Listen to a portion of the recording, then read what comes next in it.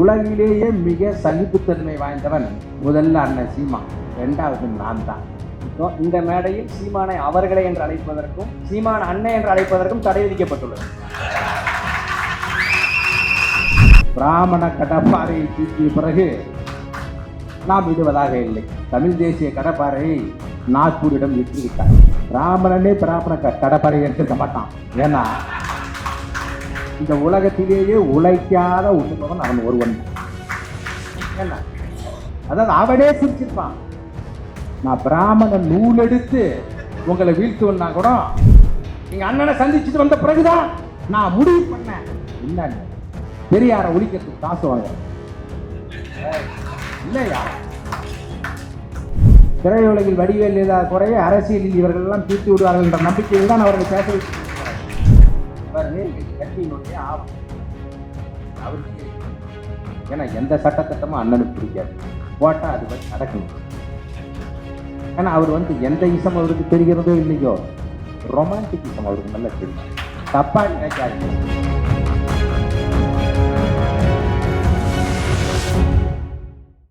உலகிலேயே மிக சகிப்புத்தன்மை வாய்ந்தவன் முதல்ல அண்ணன் சீமா, இரண்டாவது நான் தான். ஏன்னா 28 வருஷம் ஒருத்தன் ஒரே பேச்சை கேட்டுக்கிட்டே இருந்திருக்கேன். நான் எவ்வளவு பெரிய சகிப்புத்தன்மையா இருந்திருக்கேன். இந்த மேடையில் சீமானை அவர்களை என்று அழைப்பதற்கும் சீமான் அண்ணன் என்று அழைப்பதற்கும் தடை விதிக்கப்பட்டுள்ளது. அதாவது அவர் பிரபாகரனை பார்த்துவிட்டு பேசுவதால் நாகரிகம் இல்லாமல் இருக்கிறார். நான் பிரபாகரனை படித்துவிட்டு பேசுவதால் நாம் நாகரிகத்தோடு இருப்போமே. ஆனால் பெரியாரே எந்த சூழ்நிலையிலும் யாரையும் நாகரிகம் இல்லாமல் பேசியதில்லை தான் நான் படித்திருக்கிறேன். சீமான் இந்த அளவுக்கு இருப்பதற்கு காரணம் ஆர்எஸ்எஸோ பாஜகவோ இல்லை, பெரியாரும் பெரியார் மேடையிலும் மார்க்சி அம்பேத்கர் மேடையிலும் தான். அவர் 2004 பேச மேடையில் போது அப்பொழுதும் கூட நான் தான் இருந்தேன்.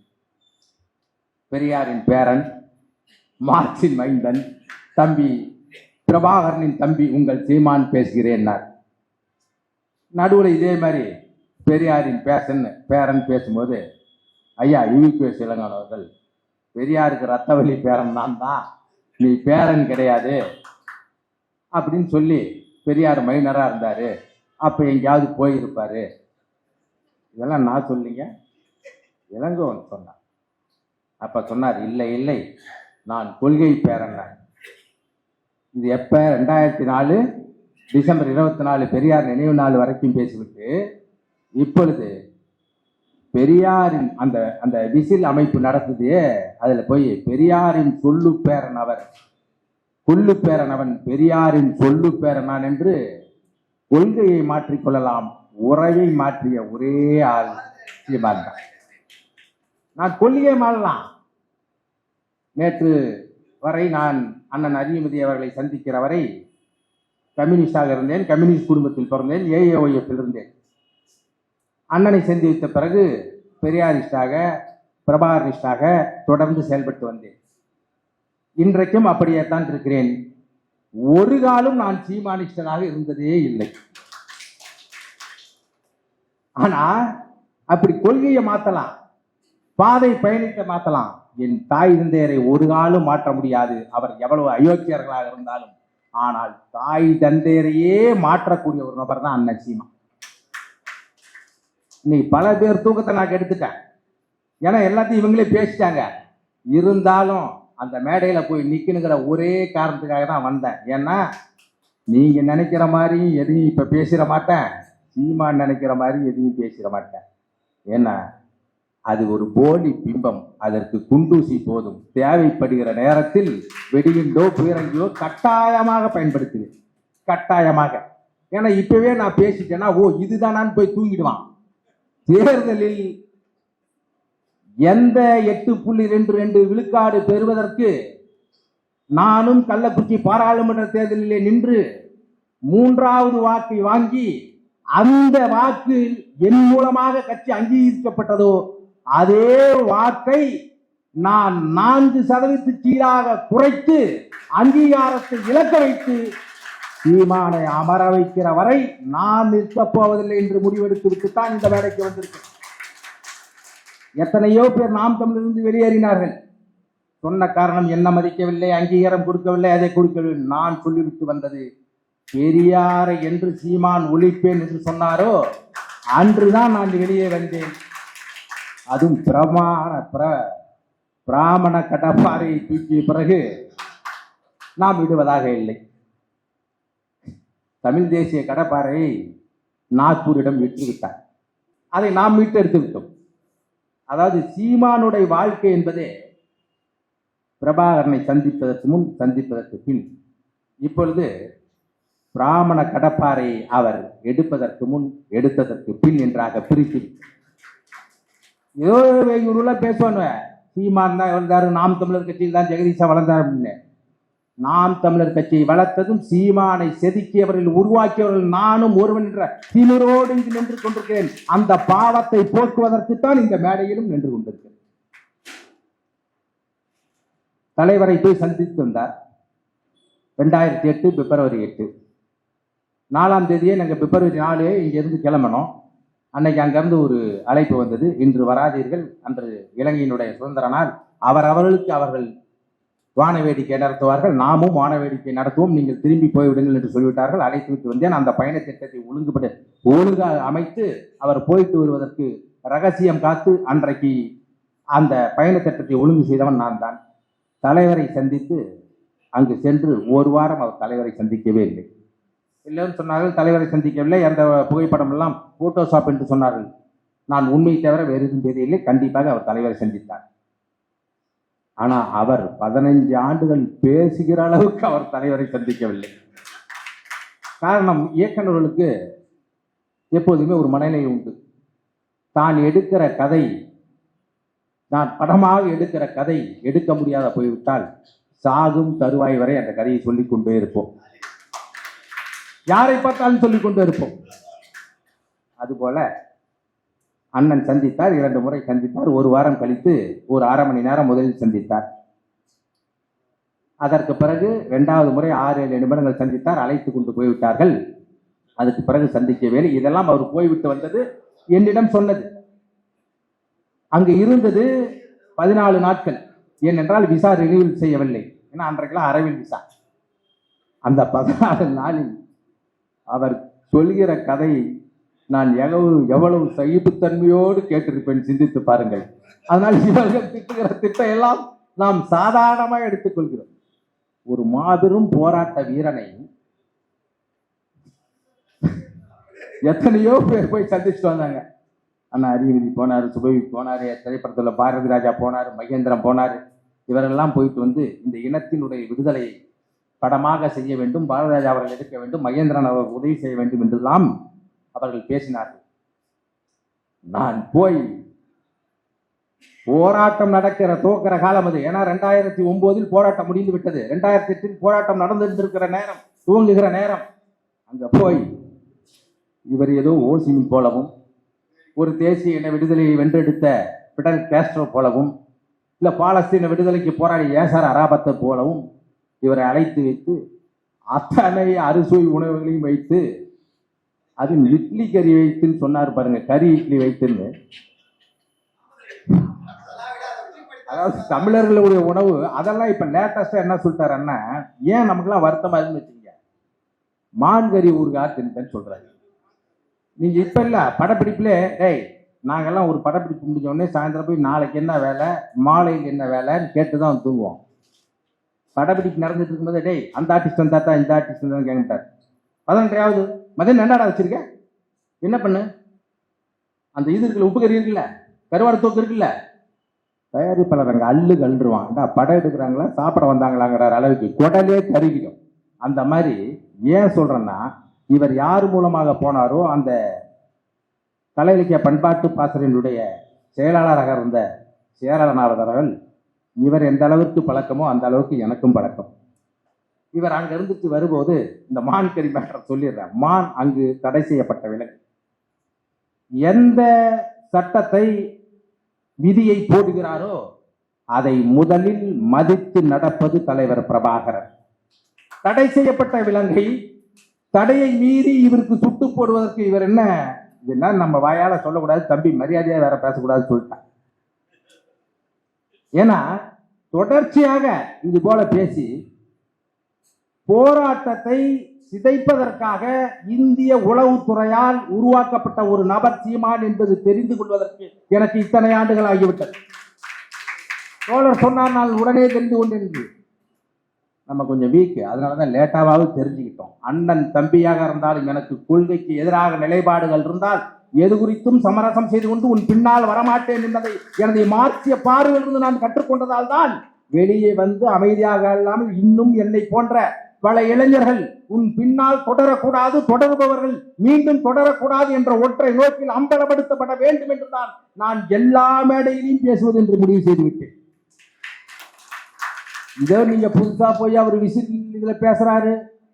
அவர் வந்து பாரதியாரை விமர்சிப்பதற்கு அவர் வாழ்ந்தது 39 ஆண்டுகள். பெரியாரை விட 3 வயது இளையவர். 39 வயதில் எவ்வளவு மாத்தி மாத்தி பாரதியார் பேசியிருக்கிறார், அதை நம்ம விமர்சிக்க முடியும். அவர் அன்றைய சீமானாக இருந்திருக்கலாம், தெரியவில்லை. அவராவது 39 ஆண்டு, இவர் கட்சி ஆரம்பித்து 15 ஆண்டுகளில் இங்க இந்த 15 நாட்கள் பாருங்கள், அதிலே திருப்பி திருப்பி பேசுவார். பாரதியார் மீது எவ்வளவு விமர்சனம் என்பதாலும் இருக்கும். பாரதியாரை சீமானுக்கு எப்பொழுது தெரியும்? விசில் அமைப்பு கூப்பிட போதுதான் மனப்பாடம் பண்ணி பேசுவதற்காக படித்து விட்டு போயிருப்பார். நீங்க நினைக்கலாம் அவர் இவ்வளவு பேசுகிறாரே படித்து விட்டு தான் போவார் என்று. அவர் பெரியாரை பேசிய போதும் சுபவி என்ன சொல்கிறாரோ, அறிவுமதி என்ன சொல்கிறாரோ, குளத்தூர்மணி என்ன சொல்கிறாரோ அதை கேட்டுவிட்டுத்தான் பேசுகிறாரே, அவர் படித்து விட்டு பேசியதில்லை. படித்திருந்தால் இது மாதிரி பேசவே மாட்டார் என்பதை நீங்கள் புரிந்து கொள்ள வேண்டும். நான் உண்மையை தான் சொல்கிறேன். மிக சிறந்த புத்தகங்கள்லாம் நான் வாங்கி கொடுத்த புத்தகங்களாத்தான் அவருக்கு இருக்கும். அவரே பல மேடைகளில் சொல்லியிருப்பார், தம்பி இளையவர் வாங்கி கொடுத்தார். இதை எதற்காக சொல்கிறேன் என்றால், நாம் தமிழர் கட்சி நாங்கள் இருக்கும் வரை, அது இப்போது ராம் தமிழர் கட்சியாகி பல ஆண்டுகள் ஆகிவிட்டது. அவர் விசில் மேடையில் தானே போய் பேசுவார். நான் கூட சொல்லியிருக்கிறேன், உங்கள் பேரை தயவு செய்து சீமான் என்பதை மாற்றிவிட்டு ஸ்ரீமான் என்று மாற்றிக் கொள்ளுங்கள், நாங்கள் யாரும் கேட்கவே மாட்டோம். இதன் மூலமாக இவர் என்ன சொல்றாரு, உங்களுக்கு எது குறித்தும் போக வேணாம், இந்த மண்ணில் பாரதியாரின் கம்பெனியும் தமிழ்நாடு கலை இலக்கிய பெருமன்றம் ஆரம்பித்து கொண்டு போய் சேர்த்தது ஜீவானந்தம். 1965 எங்கள் ஊரில் பெதராயத்தில் தமிழ்நாடு கலை இலக்கிய பெருமன்றம் என்று ஆரம்பித்து, அருகில் நடுவில் ஜீவாவும், இந்த ஆண்டில் என்னுடைய பெரிய தாத்தா டி சண்முகம் அவர்களும், இந்த ஆண்டில் என் தாத்தா ஆர் கிருஷ்ணன் அவர்களும் அமர்ந்து பாரதி அன்றே நான் உருவாக்கி கொண்டவன் நான். அதற்கு பிறகு இவர்கள் எல்லாம் தெரிந்த பிறகு சிங்கள தீவிற்கு ஒரு பாலம் அமைப்போம் என்ற பாரதியை நான் வெறுக்க தொடங்கிவிட்டேன். நீ ஈழத்தை ஆதரிக்கிறாய், பிரபாகரனை ஆதரிக்கிறாய் என்று சொன்னால் சிங்கள தீவு யார்? ஈழத்தீவு என்று சொல்லியிருக்க வேண்டும், இல்ல தமிழர்களின் தீவு என்று சொல்லியிருக்க வேண்டாமா? முன்னிருந்த இலங்கை அரக்கர்களை கொண்டொழித்த வில்லது, அது ஆரிய வில்லதுன்னு பாடுகிறார் பாரதியார். அப்பொழுது 1க்கு 2 முரணாக 39 பேசியிருக்கிறாரே. 94 ஆண்டுகள் 3 மாதம் வாழ்ந்த ஒரு தலைவன் எத்தனை முரண்பட்டு பேசியிருப்பார்?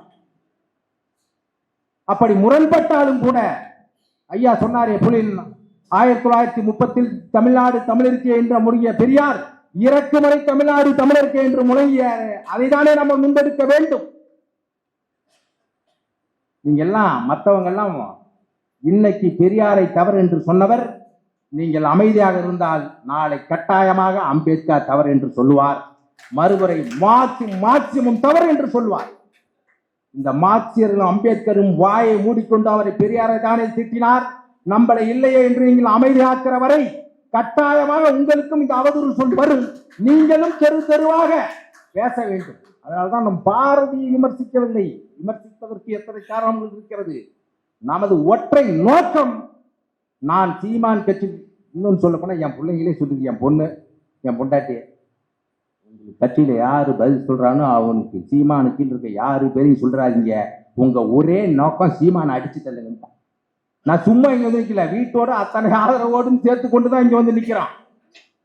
எனக்கு வரும்போது நிறைய போன் போட்டு அங்க போக கூடாது இங்க போகுது மிரட்டானுவேன். தம்பிகளா, நீங்க படிக்கிற பள்ளிக்கூடத்துல நீங்களாம் எல்கேஜி, நான் தாளால் ஆடுறா தம்பி. சீமானுக்கு வீரம் வர்றதுக்கே பார்த்துருங்க, 2-3 கூட்டத்துல தகராறு வந்தா, டேய் பாண்டியா எங்க இருக்க போய் பாருன்னு சொல்லுவாரு.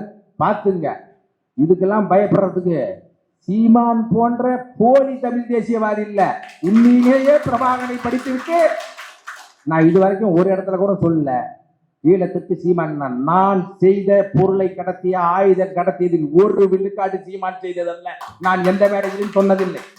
அது அண்ணன் குளத்தூர் முனி அவர்களுக்கு தெரியும். சீமான் தலைவரோடு எடுத்த புகைப்படத்தை கூட அவர்கள் சீமானை நம்பி கொடுத்து அனுப்பவில்லை என்றால் பிரபாகரன் இவரை எந்த அளவுக்கு நம்பினார் என்பதை நீங்கள் சிந்தித்து பார்க்க வேண்டும். இதை நான் அவர்கிட்ட கேட்டேன். வந்தபோது படம் இல்லை, அந்த படம் 8 படம் வந்தது. 8 படமும் இன்னும் என்னிடம் தான் இருக்கிறது. அன்றைக்கு காவல்துறை கெடுபிடி இருந்தால் தம்பியும் சீமானும் நான் போட்டு வைத்திருக்கிறேன். அந்த ஒரிஜினல் ஆட்சி என்னுடைய மெயில் ஐடியில் தான் வந்தது. அது கூட ஒரு மாசம் நானாக கெஞ்சி கேட்டு வாங்கினேன். அப்பொழுது சேரலாதன் கேட்டேன், ஏன் மற்ற படம் எல்லாம் அனுப்பவில்லை, அண்ணன் AK-74 பயிற்சி எடுத்த படத்தை ஏன் அனுப்பவில்லை என்று நான் கேட்டேன். அண்ணே என்னையா அண்ணன், அண்ணே உங்க அண்ணனை எங்க அண்ணனை நம்பல. யோசிச்சு பாருங்க, அங்க ஒரு படம் நடந்துட்டு இருக்கு, எல்லாரும் ஒரு படம். என்ன சொல்ல போது அண்ணன் தம்பி மல்லிகினி சீமான் திட்டமிட்டே தான். ஏன்னா அப்ப சேரலாங்க சொல்றேன், நானும் வரேன் தலைவரை பார்க்கணும்ட்டு. இவரே சொல்லிட்டாரு, அது பாதுகாப்புக்கு வந்து இவனை கூப்பிட்டு போக மாட்டேன்ட்டாங்க. காரணம், அங்க திரைப்பட கல்லூரி ஆரம்பிக்கும் போது தம்பி நீ தாண்டா முதல்வர், அப்ப கூட்டிட்டு போலான்ட்டு. அப்புறம் தான் அவர் திட்டமிட்டு, ஏன்னா ஒருவேளை அங்க நடந்து எனக்கும் தெரிஞ்சிருந்தா அன்னைக்கே கூட நான் வெளியே வந்திருக்கலாம்.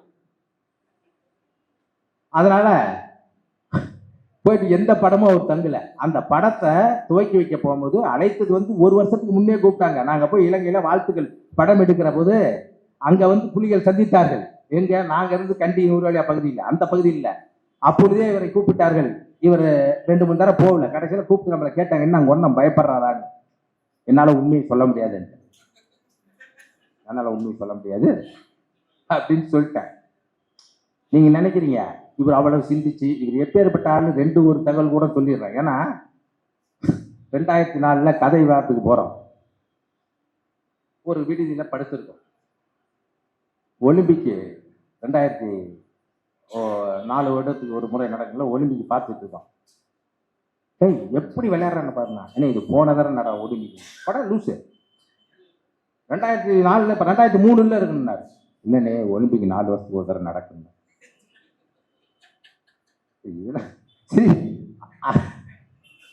அதுக்கப்புறம் 2006 விஜயகாந்த் எதிர்த்து தேர்தல் பிரச்சாரத்துக்கு நான் விஜயகாந்த் கூட ரொம்ப பழக்கம். தாயகம், கருப்பு நிலா, காஞ்சி பிறந்தமணி, இந்த படத்தெல்லாம் ஒர்க் பண்ணேன். நான் திரைப்பட கல்லூரி படிப்பதற்கு அவரும் ஒரு கடிதம் கொடுத்து விட்டார். ஆனாலும் என் தொழிலை விட, அவர் சொல்றாரு, என் வருமானத்தை விட என் இனமானத்தை காக்க, இனமானத்தை காப்பதாக சொல்லி வருமானத்தை பெருக்கிக் கொண்டதை விட வேற எதுவும் செய்யவில்லை. அதுக்கு வரேன், பின்னாடி வரேன் கொஞ்ச நேரம். ஏன்னா நீங்க எல்லாம் பேசி முடிச்சு விட்ட பாருங்க, இதை நீங்க யாரும் பேச முடியாது என்ன தவிர. பெரியாரை பேசலாம், அம்பேத்கரை பேசலாம், மார்க்கை பேசலாம். அதுவும் பெரியாரிஸ்டுகளே பெரியாரை நம்ம பேசுறது நம்மளுடைய அறியாமை ஆயிடும். அதனால இதை நான் மட்டும்தான் பேச முடியும். 27 ஆண்டுகள் பழகிருக்கேன். இன்னைக்கு ஒரு நாள் பேச முடியாது. 27 வருஷம் நான் பேசுறதுக்கான இது இருக்கு. ஒரு வருஷத்துக்கு ஒரு நாள் கூட, நாள் கூட. அப்ப விஜயகாந்த் எதிர்த்து வேலை செய்யறதுக்கு போது படுத்திருக்கேன். விஜயகாந்துக்கு நேஷனல் சிட்டிசன் விருது கொடுத்துருக்காங்க. நான் 2000 அவனுக்கு என்ன சிறந்த குடிமகன் விருது கொடுத்தாரு. குடிமகன் விருது இல்லைனா கொடுக்கணும் அப்படின்னு சொல்லிட்டு கீழே பார் கவுன்சில் சேர்மன், டெல்லியில் இந்த சேர்மன் கையெழுத்து போடுது. நம்மளுடைய சிந்தனை பாருங்கன்னு சொல்றதுக்காக சொல்றேன், தப்பா இருந்துச்சு. இவரை பார் கவுன்சில் சேர்மன் போட்டிருக்கு, எல்லா பார்லையும் 10% டிஸ்கவுண்ட் உண்டோ. ஆனால் இது அந்த பார் இல்லைன்னு வக்கீலுக்கு பிடிச்சவங்கெல்லாம் வக்கீல் தொழில் பணிபுரிவதற்காக ஒரு பார் கவுன்சில் இருக்கு, அதுல பதிவு பண்ணோம். அந்த டெல்லி பார் கவுன்சில் சேர்மன் நான் கையெழுத்து போட்டிருக்காங்க. இதெல்லாம் 1-2 உதாரணம். அப்படிப்பட்டவரு பெருஞ்சித்தனார் சொன்னது போல், என் வைரமுத்து சொன்னது போல், தமிழனுடைய நீண்ட நெடு வரலாற்றில் மிஞ்சியிருப்பது 2 அடையாளம். ஒன்று பெரியார், இன்னொன்று பிரபாகரன். அந்த அடையாளத்தை உங்கள் பாஷையில் என்னால் சொல்ல முடியாது, சீமான் அவர்களால் சிதைத்து விட முடியாது. ஏனென்றால் இவர் போய் பேசுவார், பெரியார் மண் இல்ல, பெரியாரே மண்ணும்பார். யாரும் இல்லைன்னே சொல்லியே. அந்த பெரியார் மண்ணில் தான் இந்த சீமான் என்ற விதையே வளர்ந்தது. இந்த சீமான் என்ற விதை பிராமண கடப்பாறையை தூக்கியவுடன் அழிக்கப் போவதும் இந்த பெரியார் மண் தான், புதைக்கப் போவதும் இந்த பெரியார் மண். இதை விட ஒரு கொடுமை, பிராமணனே பிராமண கடப்பாறை எடுத்திருக்க மாட்டான். ஏன்னா இந்த உலகத்திலேயே உழைக்காத உண்ணுபவன் அவன் ஒருவன் தான். ஏன்னா இந்த சமூக மாற்றம் எப்படி நடக்கிறது? உற்பத்தி கருவிகளும் உற்பத்தி சக்திகளும் மாறுகிற போது சமூகம் மாற்றமடையது என்கிறான் மார்க்ஸ்.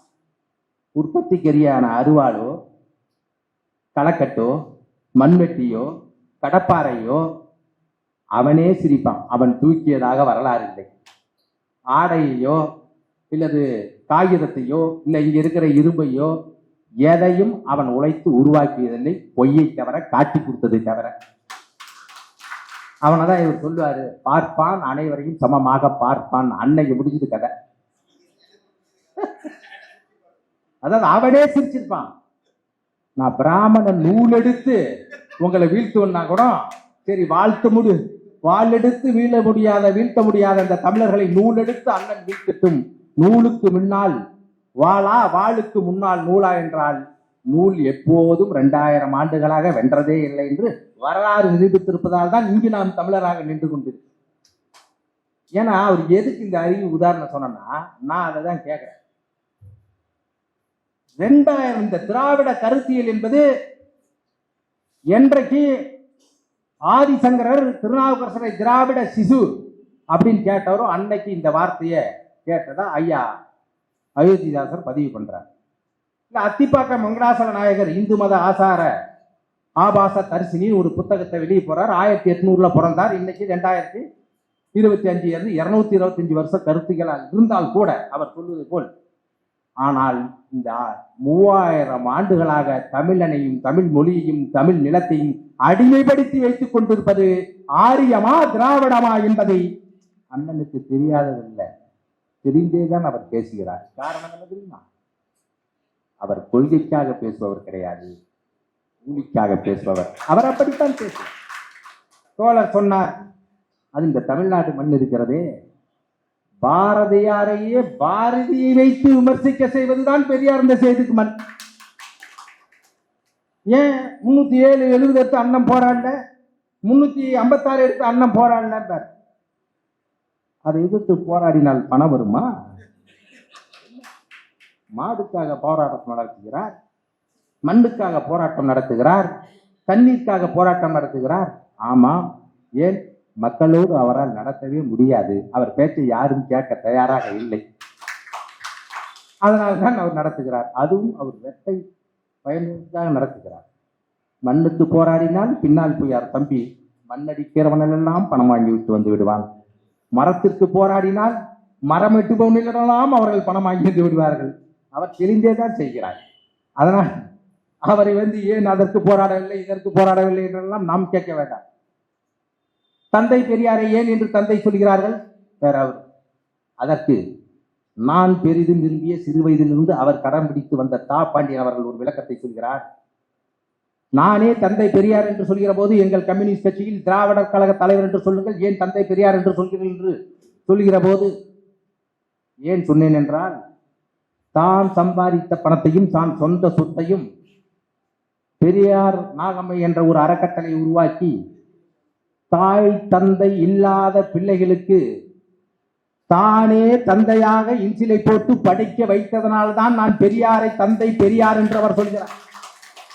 தந்தையாவதற்கு தகுதி வேண்டும், அது இரத்த உறவு முறையாக இருக்க வேண்டும் என்கிற அவசியம் இல்லை. உதவுகிற மனப்பான்மை இருந்தால் போதும். அது எதுவும் எங்கள் ஆளிடம் இருக்காது. ஆகவே நான் என்ன சொல்கிறேன் என்றால், இதற்கு முன்பு ஐயா மணியரசன் அவர்களும் எந்த கருத்தையும் நாம் பேசவில்லை. ஐயாவே சொல்கிறார். ஐயா ஜெயராமன் அவர்களும் தமிழ் தேசியம், இன்னும் சொல்ல போனால் தமிழ் தேசிய பார்வையே எனக்கு அதிகமாக இருந்தது. ஐயா தமிழரின் எதிரியார்னு ஒரு புத்தகம் எழுதியிருக்கார். அதை போய் படிக்கிற போதுதான் இவர்கள் சொல்கிறார்கள், பெரியார் தமிழை மனம் என்று சொல்லிவிட்டார், திராவிட நாடு திராவிட என்று சொல்லிவிட்டார். முழுமையாக பேச வேண்டும். அதுதான் சொன்னார் ஐயா புலினி அவர்கள். திராவிட நாடு அப்பொழுது கேட்டேன், இப்பொழுது அது தமிழர்களுக்கு எதிரி, காரணம் என்றால் மலையாளிகள், கன்னடர்கள், ஆந்திரர்கள் எல்லோரும் சேர்ந்தால் அன்றும் நாம் சிறுபான்மையாகத்தான் இருப்போம். அதனால் தமிழ்நாடு தமிழருக்கே என்றுதான் ஐயா சொன்னார். அதை மறைக்கிறார். தமிழை மலம் என்று சொன்னார் என்று சொன்னார். ஆம் சொன்னார். திருக்குறளில் ஒண்ணுமில்லை என்று சொன்னேன். ஆனால் தமிழ் புலவர்கள் எல்லாம் என்னை அணுகி, இல்லை அதில் அதிகமாக கடவுள் மறுப்பு கொள்கை, முற்போக்கு கொள்கை எல்லாம் இருக்கிறது என்று சொன்னவுடன் என்னை மாற்றிக்கொண்டு திருக்குறள் மாநாடு நடத்தி, தமிழனை உன் மதம் என்று கேட்டால் திருக்குறள் உன் மதம் என்று சொன்னவர் பெரியார் என்பதை இவர்கள் மறைத்து விட்டார். இதையே சொல்றார் ஐயா. தந்தை பெரியார் தனி தமிழ்நாட்டு கோரிக்கையின் முன்னோடி யாரு? ஐயா மணியரசன். இந்திய கட்டமைப்பு பார்ப்பன பணியா கட்டமைப்பு என்று மிக சரியாக அடையாளம் சொன்னார். தந்தை பெரியாரின் தனித்தமிழ்நாடு கோரிக்கை வர்ணாசிரம எதிர்ப்பு, பார்ப்பன எதிர்ப்பு, பெண் விடுதலை, மூட நம்பிக்கை ஒழிப்பு போன்ற உயர் கொள்கைகள் தமிழ் தேசியருக்கு வழிகாட்டும் சிறந்த நெருங்கில். இதை நான் சொல்ல, அப்ப அப்படி சொன்னாரு. அதை அண்ணன் படித்திருக்க வாய்ப்பா இருக்கின்றால் கட்டாயமாக இல்லை. சரி, பெரியார் இஸ்லாமியருக்கு எதிரியா?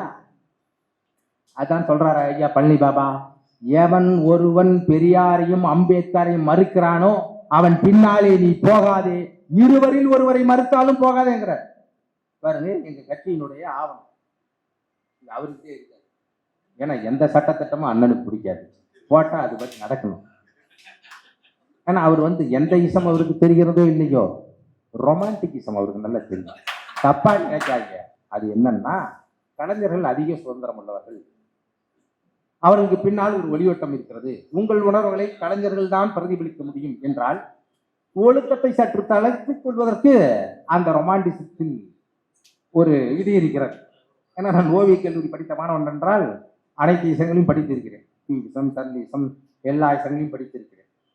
இதில் இஸ்லாமியர்களுக்கு அண்ணன் எதுக்கு சொன்னா, ஐயா சொன்னார். ஆமா, அந்த நேரத்தில் ராஜாஜியோடு காகிதம் இல்லத்தவர்கள் கூட்டணி வைக்கும் போது சொன்னேன். ஆனால் இறுதி வரை அவர் இஸ்லாமியருக்கு எதிராக இருந்தாரா என்றால் கட்டாயமாக இல்லை. அந்த காலத்தில் 73 சாகிற வரை. ஆனால் நீங்கள் இந்த காலகட்டத்தில் ஏதோ இவர்தான் இஸ்லாமிய மதத்தை தூக்கி நிறுத்துவது போல பேசிக் கொண்டிருக்கிறாரே. இதே பாருங்க, விதி எண் 3ல இந்த புத்தகம் நம்ம தான் இருக்கு, அவனுக்கு இருக்காது. ஏன்னா அங்க இருக்க எவனுக்குமே விதி தெரியாது. ஏன்னா அது தெரிஞ்சுக்கணும் அவசியம் இல்லை. ஏன்னா விதி இருந்தால் ஒழுங்கு இருக்கணும், ஒழுங்கு இருந்தால் கட்டுப்பாடு இருக்கணும், கட்டுப்பாடு இருந்தால் அந்த கொள்கை வென்றுவிடும். கொள்கை வெல்லக்கூடாதே என்று ஒரு கட்சி நடத்துறதுன்னா நம்மள் தான். ஏன்னா அண்ணன் சொல்லக்கூடாதுன்னு வாயில் நின்று முரண்பாடுகளான முகமதியரும் கிறிஸ்துவும் தமிழ் தேசியத்தை ஒவ்வொரு காலத்தில் ஆளுமை செலுத்தியவை. சட்ட பாதுகாப்பு, சொத்துடைமை, வலுவும் பண்பாட்டு பின்புலம் கொண்ட மதவழி தனி இன கட்டுமானம் கொண்டவை.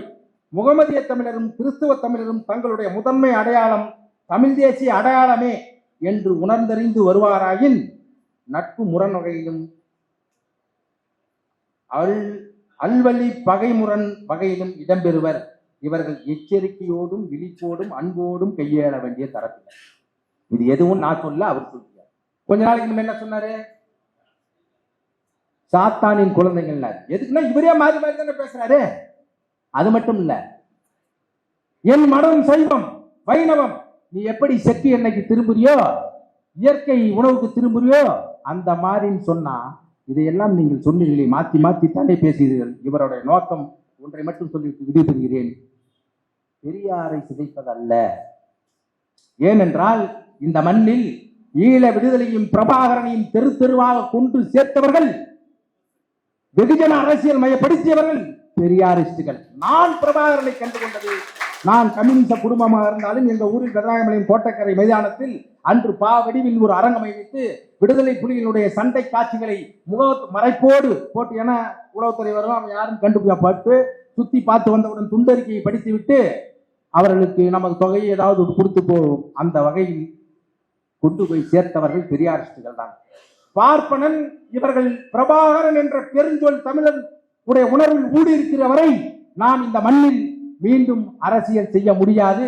ஏனால் உலகம் முழுக்க நீங்கள் சிந்தித்து பார்க்க வேண்டும். 1925 தான் இந்து மகாசபை ஆரம்பித்தது. 1925 தான் கம்யூனிஸ்ட் பொது உடைமை இயக்கம் ஆரம்பிக்கப்பட்டது. 1925 தான் சுயமரியாதை இயக்கம் ஆரம்பித்தால் கூட இந்தியா முழுமைக்கும் அவன் ஆண்டாலும் இங்கு தமிழ்நாட்டில் அவன் ஆள முடியாத சூழல் இருப்பதால் பிரபாகரன் என்ற பெருநெருப்பை பெரியாரை எதிராக பயன்படுத்தி வீழ்த்துவிடு என்று அவர் கட்டளையின் காரணமாகத்தான் பெரியார் இறந்தது 73.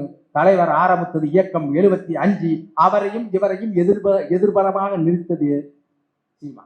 என் அண்ணனை சந்தித்து பிறகு வந்த பிறகுதான், ஏப்பா நாங்கெல்லாம் இங்க இருக்கோம், அண்ணாவும் பெரியாரும் பிறந்த மண்ணில் இருந்துட்டு அந்த சாதி இழிவை தொடக்க முடியலன்னு கேட்டாருன்னு சொன்னாரு. கட் பண்ணன்னு வச்சீங்க. எங்க அண்ணனை சந்திச்சுட்டு வந்த பிறகுதான் நான் முடிவு பண்ணேன், என்னன்னு பெரியாரை ஒழிக்கிறதுக்கு காசு வாங்குறேன். இல்லையா, பெரியாரினுடைய வளைந்த கைத்தறிதான் என் அண்ணன் கையிலே AK-70 சுவக்காக இருக்கிறது அப்படின்லாம் பேசிட்டு, இதெல்லாம் நான் சொல்ல, இவரு பெண்கள் விமானம் ஓட்டுகிறார்கள், பெண்கள் வாகனம் ஓட்டுகிறார்கள் என்றால் பெரியார் தான்.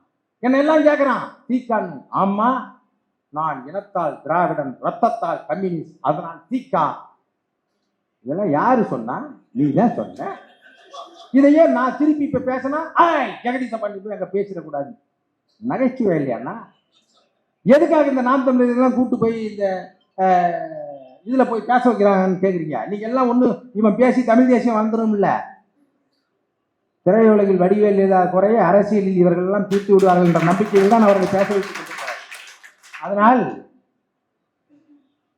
இந்த மார்க்சிய அம்பேத்கரியர்கள் பெரியார் இயக்கத்துடன் சேர்ந்து தமிழ் தேசியத்தை அல்ல, சீமான் என்ற தீய விதையை அகற்றாத வரை தமிழனுக்கு விடுவாரம் இல்லை. பெரியாரை நீங்கள் யாரும் காப்பாற்ற வேண்டாம். பெண்ணடிமை இருக்கும் வரை, பார்ப்பன பணியா கட்டமைப்பு இருக்கும் வரை, இந்துத்துவம் இருக்கும் வரை, இந்தியா கட்டமைப்பு இருக்கும் வரை, இந்திய திருக்கும் வரை பெரியார் என்ற பெருநெருப்பு இந்த தமிழகத்தில் எரிந்து கொண்டேதான் இருப்போம். நாம் மாற்றிய பெரியாரி அம்பேத்கரிய கருத்துக்களை உள்வாங்கி தமிழ் தேசியத்தை சீமான் அல்லாமல் வென்று காட்டுவோம், சீமானை ஒழித்து காட்டுவோம் என்று கூறி விடைபெறுகிறேன். நன்றி.